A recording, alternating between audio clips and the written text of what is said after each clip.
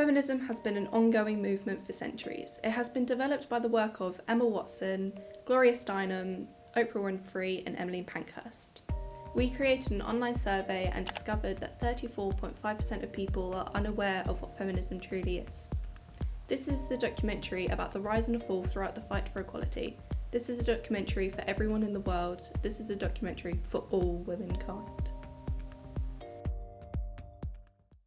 But what exactly is feminism? Feminism is described as a series of movements and ideologies that help define and empower the rights for women. We travelled up to London to have a closer look at the different aspects of feminism within the UK, including historical landmarks and modern locations. Millicent Garrett Fawcett was a leading suffragist and campaigner for equal rights for women. She led the biggest peaceful protest from 1890 to 1919, where she fought for women's votes. A statue was erected in Parliament Square in her memory.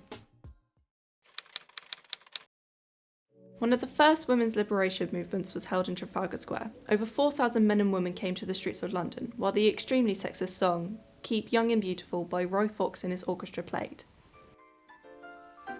Keep young and beautiful, it's your duty to be beautiful. Keep young and beautiful, if you want to be loved. This liberation was to fight for equal pay and equal rights. Theatregoers, singers and dancers filled the lanes to encourage passers-by to join the liberation.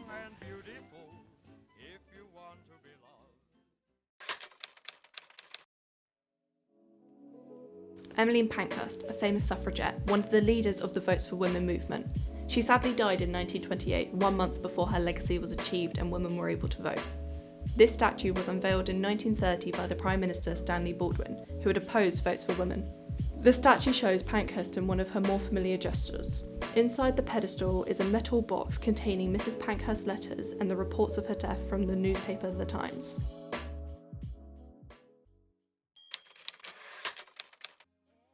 To commemorate all suffragettes of the UK who risked their lives, a bronze sculpture shaped like a scroll was unveiled at the Christchurch Gardens in 1970.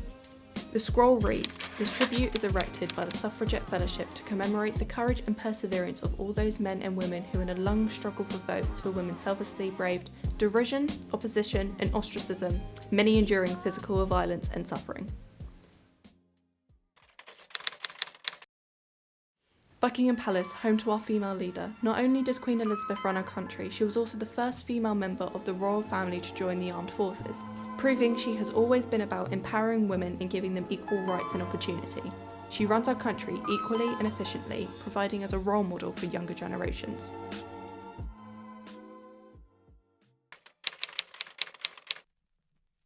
The Future is Female is an art exhibition which presents new artwork by Alicia Paz, Tani Lonsdale, Erin Torrell and Gail Olding. The exhibition explores the perspective of the roles of powerful women in the past, present and future.